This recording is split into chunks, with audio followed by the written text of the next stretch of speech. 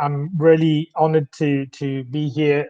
Firstly, congratulations to all the startups that made it into your program. Well done. It's a first step in, I hope, what will be an amazing journey for all of you.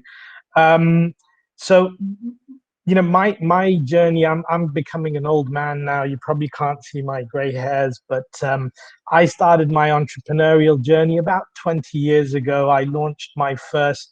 Um, we wouldn't call it. It might be called a startup today, but in 2004 when we launched this company, it was just a company, right? So it kind of happened accidentally. It was my brother and I, we saw an opportunity in the market. Now, everyone, today wants to build an app. We saw an opportunity in the training and consultancy um, um, uh, sector, and we just went, jumped in head first. And I've got to tell you, I was straight out of university.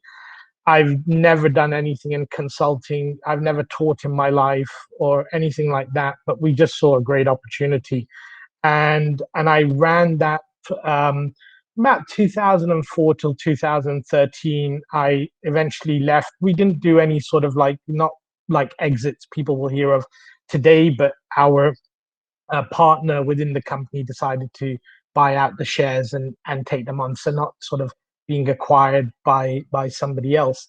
And I think at that time, we were just starting to see the in our region, right? So this is in Saudi Arabia, by the way. If you're familiar, it's a city called Jamal, industrial city on the eastern province. And we were just starting to see, tech coming into the region, right? I remember, we were one of the first companies in Saudi Arabia to actually offer a payment gateway so that people could buy training courses online. And I think at the time there was only one bank in Saudi Arabia that would offer a payment gateway. So there was no pay for it at the time. There was no pay tabs or teller tap, any of these guys, right? And these guys have revolutionized, commerce now in the region. But at the time, just to get to have a payment gateway on our website was costing us 5,000 Saudi riyals just for the initial integration. And then on top of that, if you don't meet these requirements, those requirements. So those were the interesting challenges. And then along the way, I've tried and failed at starting different businesses. Not everything has been successful. Some have not even gone past the ideation stage. But what I've always felt is that I am, I think, an entrepreneur at heart, and always, looking at what problem can I tackle. So fintech, I originally started off, looking to do a peer-to-peer payment application. I found it quite odd in a country like the United Arab Emirates, which is supposed to be the most progressive, tech-friendly country in the region, that there was no peer-to-peer payment application. Right? I just want to, send a friend 15 dirhams, 20 dirhams. I need to split the bill. And it's at odds with what we see happening in the country. And they say, okay, let's go and build this. Now, not being from the finance industry, not understanding what regs are, not even knowing what KYC meant at the time, I just thought, you know what, we'll build this, we'll see what happens. And then the journey started. I started to learn about regulations. I started to learn. I remember sitting in a meeting and these guys were talking about KYC, and I was like, I wonder what they're on about. Coming out of the meeting, Googling, what does KYC mean? So I think the first point is that you don't have to be from the industry to launch, right? I certainly, in any of my businesses, because I came straight out of uni starting businesses, I've never been an expert in those things. What I think have been able to do is to find a problem, exploit it, or find a solution for it, and then bring in the right people. And I think that that's the second thing, is that team is the most important thing when you're starting up. You have to have the right team.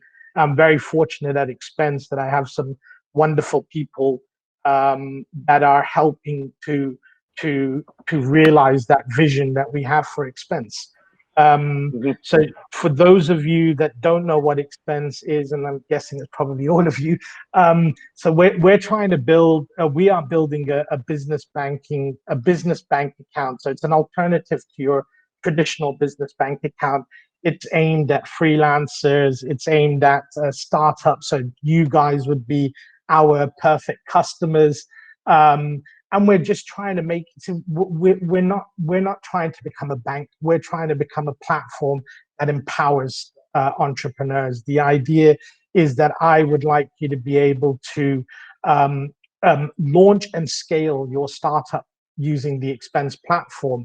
And at the heart of any business is a bank account, because ultimately a business is money coming in, money going out. And if you can't get a bank account, which I don't know whether you have the same problems in Jordan, but here I'll tell you, it is a challenge to open a bank account, especially as a new business. And with new business models, it makes it even more complicated for companies, startups over here. So we saw this opportunity. My team and I have been working on it. We're very proud that we've launched as a startup the first card in the region for startups. So today we have a Visa card aimed. I will just do some self promotion and show you there. So this is a fully live working Visa card today as a startup. We've launched these in Bahrain. We're currently in testing, and then the next we're moving into the UAE, into Saudi Arabia. That's my story so far. And Amazing. I'm open to any questions. Amazing. I think there's amazing, Saad. I think there's a lot we can dive into here. Just to recap for the latecomers, Saad was sharing about his story. He started building a consultancy where he was providing training. He jumped into an industry he knew nothing about, and this is one kind of, if I say so, one of his first pieces of advice. You don't need to be an expert to go and disrupt an industry and build value within it.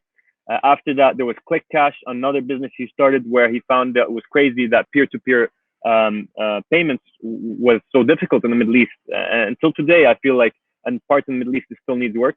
And finally, with Xpence, it's a business that helps provide kind of a Visa card and banking solutions for startups, for entrepreneurs, by entrepreneurs.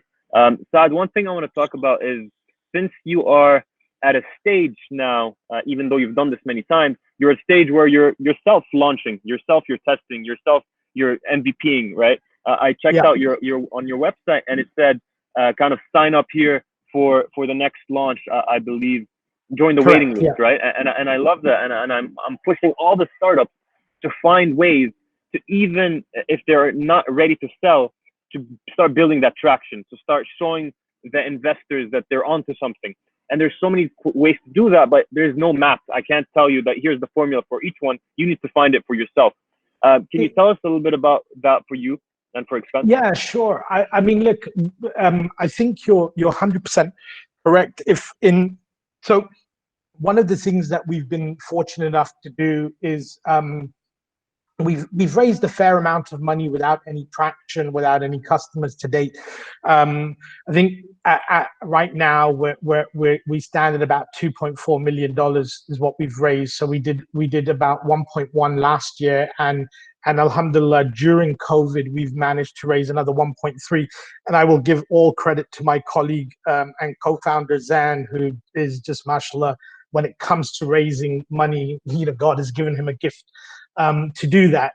And so, at each stage, we've had to be able to prove, that when we're raising money, what we've been able to do. And traction can be measured in so many different ways.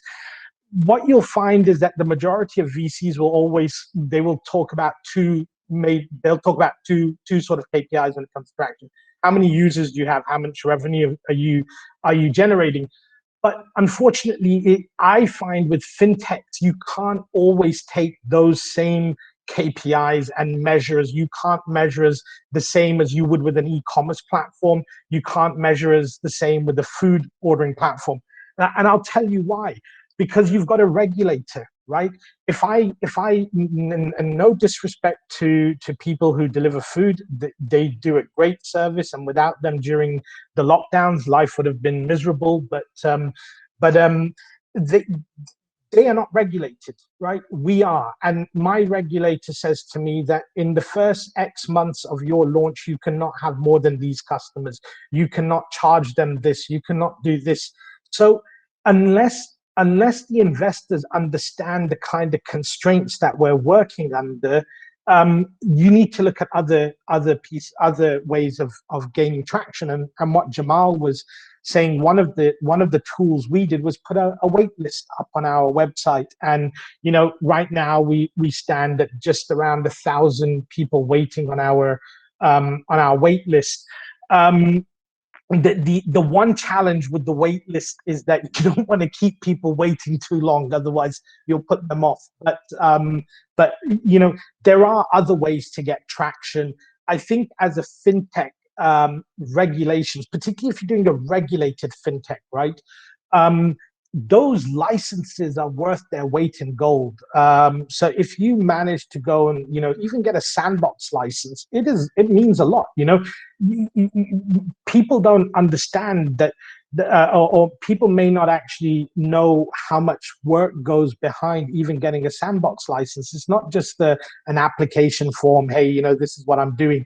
No, we've been asked about how do we keep client money safe? How do we segregate funds? What are our cybersecurity policies? So the amount of time and effort and money that has gone just to bring us to the stage of launch, other startups could be at their might be on their 10,000th customer by now, with the amount of money and the effort that goes through.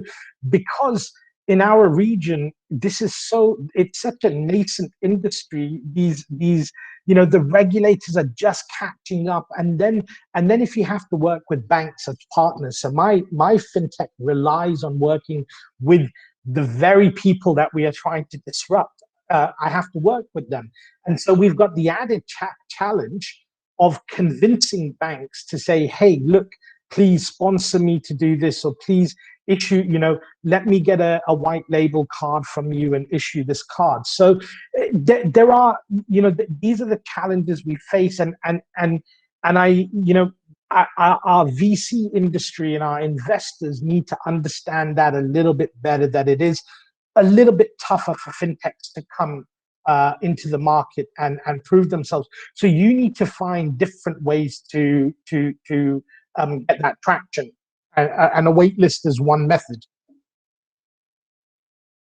So one of the things that we can dive a bit deeper into is you mentioned how your partner is gifted in fundraising, and maybe there's a few things that come to mind as to why you think he was so able to do so. I mean, sometimes your first kind of rodeo or your first startup, maybe it's not a success, but you start building the relationships with investors for the next startup you launch, and then you're able to raise a lot of funds.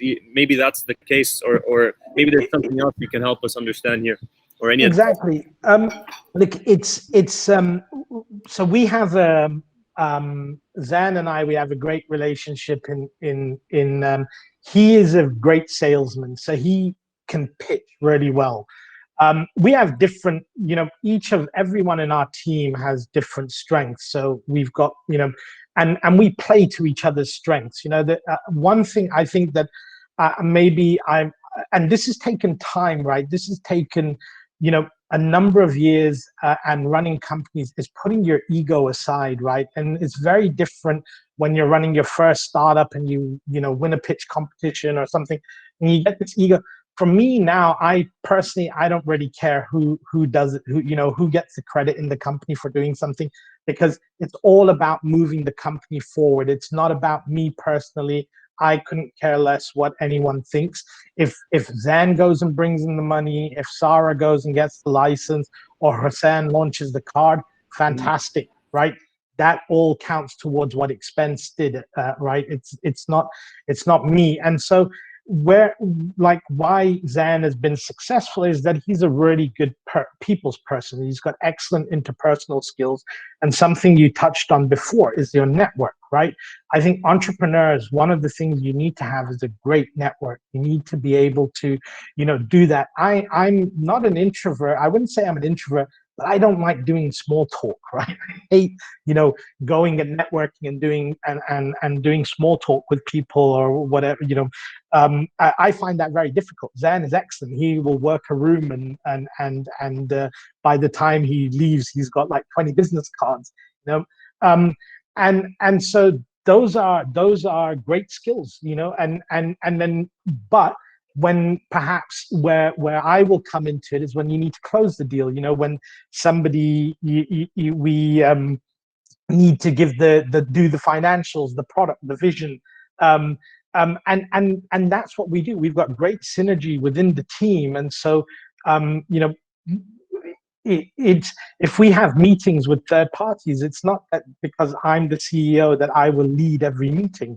My colleagues do it, and somebody said something which is quite morbid to me, but it was very, very early on when I started my first company, and he said, "What happens if you die?" And I was 24 at the time, and I said, "What kind of question is that to ask?" And his point, when I thought about it, his point makes sense, is that can your company run without you? Can your startup run without you? And that when I started off with Xpence, the idea is that it should be able to run without me. I should be able to have the people in place that allows me to think about other things, or basically that it's not a one-man show. And that's something that people should start thinking about from their team from very early on. Yeah. And getting the right people on the bus or building the right team is half the game, I guess. Like you're saying, also something that reminded me of Gary Vaynerchuk's kind of advice always is know yourself, know your strengths, and know your team's strengths, and then put the right player in the right position and let the magic flow, right? Exactly. I mean, football is always a good analogy. The captain is not necessarily the best player on the pitch, right? 100%. So, and I think that as startup founders, we need to have that attitude. Put your ego in check. Ego aside. Let your teams, let the people within your team, give them that freedom to go. You're the conductor. You're conducting this orchestra. They're following what you're saying. You're setting the pace, but let them do the work. Yeah. A couple other things come to mind from the things you said. One thing about putting yourself out there and making sure you network and building that network, and we try to create that environment for our founders. We do kind of continuous pitch Thursdays where we get judges from the ecosystem, so they interact with them, they get to know them, break the ice. We get fireside chat experts like yourself that will share their story in the hope of expanding their network and expanding their view on things. We also did a fintech roadshow, Saad, to also help them introduce them to the stakeholders in the ecosystem. Some of them are the very people that they aim to disrupt. So yeah. It's been an interesting journey, and the fintech journey it's a unique one, right? One thing that I would love to hear more about, Saad, is I believe the fintech environment in UAE and GCC is a bit ahead of the Levant area, let's say. It's, I think, at least 3 to 5 years ahead. I think Egypt is a couple of years ahead, at least, from if you compare it to Jordan, Lebanon, the Levant area. If you trace back kind of the way things have progressed over the last few years, is there any, sorry for that, kitty, give us a break. So Saad, is there anything that you'd like to kind of share with us that you think would be happening also in the Middle East, because it's trailing behind you? Hey guys, focus on peer-to-peer payments. Hey guys, make sure that you're following the regulations of the central bank, because that's going to open a few opportunities. Is there anything that you can see in hindsight that would be useful for the startups to know about? Yeah, look, it's a good question. We may not necessarily be as far advanced as you might think. I think the most progressive market that we've got right now today is probably Bahrain. It's very easy to go and launch in Bahrain. The regulator is great. You can the people at the Central Bank of Bahrain are great to deal with. Sama in Saudi Arabia, the Saudi Central Bank is also very progressive. The rules are changing quite quickly in Saudi Arabia. See a lot of development taking place. And then in the UAE, we have 3 different regulators. We have 2 offshore regulators, and then you have the main central bank. I read recently that Oman has just opened the fintech sandbox. Kuwait has one, and so does Qatar. If I was starting off again, I think one of the first things I would do is I would look at just the general regulations. Is your fintech regulated, right? Not every single fintech is regulated. It depends on the type of product you're offering. It depends on which customer segment you're going after. So first of all, do the regulations count? And then if you are a regulated business, I think we have spoken to regulators and banks in 5-6 different countries, and they're not that different, the questions they ask. And I'll tell you, one of the first questions that you will get asked is, how do you do KYC? How do you onboard a customer? What is your customer due diligence? And that is the same everywhere. I mean, okay, with a few tweaks, each country might have its own thing. But it's the number one thing that we get asked: how do you do your customer due diligence? And I think it's those. I think if we were starting off again, we would look at those regulations and we would have started off from the regulatory perspective. Get that under the belt. I don't mean go full out and get everything done first, but at least get the basics, the framework, your cybersecurity, and the KYC is the most important. So your anti-money laundering, right?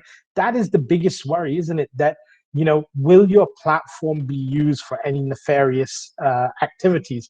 It's not going to be used for money laundering. It's not going to be used for funding terrorism, drug trafficking, etc. And I think that when you go across to a bank and you talk to them, or a regulator, from that perspective, you will get a better reception than, I've got this fantastic product and I'm going to change the world, because they don't take it that way. And that's how we originally started. We'd go into the bank and we'd say, hey, look at this platform we're building. It's going to revolutionize everything. And honestly, they couldn't care less. The first question, how do you do KYC? Right. And I think you will see that across from in any market you go into. The other piece of advice that I'd give you guys is, and we did this ourselves, we always talk about pivoting in the startup world. When we found things a little bit tough, we pivoted geographies, right? So we jumped from the UAE and we went to Bahrain. We had heard, Bahrain is open. We'd met with them. We'd met with the lovely people at EDB Bahrain and Bahrain FinTech Day, and they welcomed us open arms. And we said, hey, let's go and do this over here. And that allowed us to get the proof of concept up and running, which quite often VCs will say to you, or investors will say to you, I need to see a working product. And then you're kind of in this catch-22 situation where actually, without the money to be able to do this, I cannot give you a working product. I can show you a prototype, I can show you sort of a high fidelity prototype, but I can't actually demonstrate this thing work. And I think you need to persevere and find every way that you can. We actually, I showed you the purple card, but we actually launched this white card in the UK. So I had a friend that said to me that, hey, look, because we'd had an investor that said they wanted to see a proof of concept. And I was having no luck in the Gulf to be able to do that. And a friend suggested a method to do it out of the UK, and we got 25 cards branded for us. And hey, you know what? We were able to raise the money. So I think you also need to explore every avenue, and fintech requires a lot of perseverance. But in our market, in Europe, you'd be launched and running, within 6 months. We're in a different regulatory environment here. And I think that's something that governments and regulatory bodies need to quickly fix, because otherwise they're going to be losing talent, fintech talent, that's going to build it where it's easier to build, right? And Exactly. I've seen that firsthand with some very talented fintech entrepreneurs. Some of the applicants to this program were pulled away into other ecosystems where they felt it's easier for them to make money and build and launch. So that's something that, you know, with my conversations with the central bank and other government bodies, I'm going to try to push as much as possible, and I have my fingers crossed. We have two questions that came in, Saad. One of them is relevant to what we were talking about, so let's take that one first. About your product specifically, right? So where did you launch in MENA? What did it take to launch in MENA? And you know, how much friction is there when you see your ability to launch in different jurisdictions, let alone, you know, set up? It sounds like Bahrain is the place to be now for setting up. But to launch the product, tell us a little bit more about that. Well, so we're rolling out in Bahrain now, and in Bahrain, it has been pretty smooth rolling from forming our company, from forming the company itself, to creating the partnerships and getting the licenses, the appropriate licenses from the central bank. One of the tough things that you're going to find, and you're going to find this with any regulator, is having the money, the reg cap that's required, right? So again, depending on the type of business you're in, maybe the regulator is going to ask you to secure capital. So for example, in Saudi Arabia, the business we're doing requires 10 million Saudi riyals reg cap. That's about just over $2.5 million, right? So each of the regulators have different amounts of reg cap. Sometimes, like Jamal, if you're speaking to the central bank in Jordan, that maybe they might make special dispensations for startups to drop the reg cap. I know that, for example, one of the regulators here dropped the reg cap for us quite considerably just at the beginning, for us to get up on our feet. They're not removing the requirement completely, but just to give us the breathing space to get up and running. Sorry, what else? Can you explain a little bit about what that is, the reg cap? I'm not aware of it. So different, depending on the type of business that you're in. So we're in the money services business. We are responsible for people's money, and we can't really get things wrong. So the central banks require that we deposit capital with them, that in the event that we go bankrupt, that things are covered, or that we are financially stable enough to that we're financially stable to be able to run our business. So like one of our regulators wants us to have 18 months of working capital, right? That's a lot of money. That's 18 months of burn, right? If we put it in startup language. Which is non-existent in any other kind of industry. Startup industry, exactly. Right? And look, the example that I always give, and again, I seem to be picking on food delivery apps, but look, if your order gets wrong, so if you order something on Talabat or Hunger Station or whatever app you might use, and they give you a 7-Up instead of a Pepsi, it's not the end of the world. If I get your balance wrong by 1 riyal, it is the end of the world for me, right? Because people are much more, accepting of mistakes with, the e-commerce, the Amazon delivered me the wrong thing. I'll change it. But when it comes to our money, there's no sort of messing around with it. Yeah, one mistake is gonna seriously jeopardize the trust, and you're gonna have one hell of an angry customer.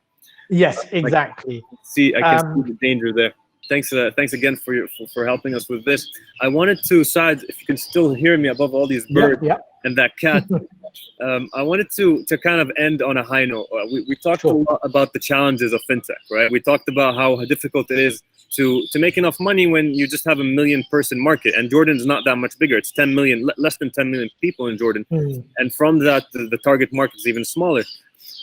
We talked about how much regulation plays into part, how much capital you have to have in place, and the challenges of building a fintech startup in the Middle East. So maybe I'll go back to asking Saad, why fintech? Why is this your passion, and why do you think it's a worthwhile space to be in? What's the most thing that you're excited about when you think fintech? A great question. And, Jamal, I have to be honest, there are times when I wake up in the morning and I ask God, what did I do? And why did I decide to do this thing, right? Sometimes it has been extremely challenging, extremely frustrating.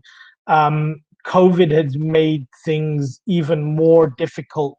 But when we see what is happening around us, I mean, one thing you mentioned right at the beginning of I don't know whether it was when we came into Hangouts or whilst you were on Instagram, and you mentioned how e-commerce has taken over fintech.